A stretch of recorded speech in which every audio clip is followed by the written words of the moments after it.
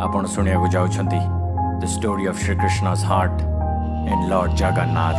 जय जगन्नाथ। श्रीकृष्ण एका केही नथिले पाखेरे नदी कूଳରେ से बसिथिबा बेले कृष्ण को चरण हरिण भाबिकी शिकारी मारिला तीरटा पादरे नेलागा जीवन कला कि पाप से क्षमा मागिकी भूल बुझिकी तापरे कृष्ण को शरीर जळेई देला किंतु जेते भी जळेइले हृदय ना जळे मांस नुह हाट अद्भुत धातुर धरिब तादेरे बाजिले आलुओ ब्रह्म पदार्थ को बांधिकी काठरे नदी रे भसेई देला ता साथरे।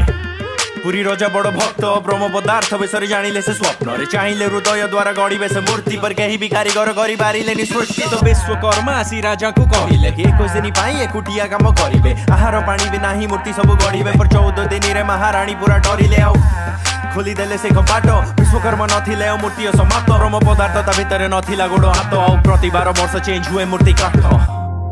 जय जगन्नाथ।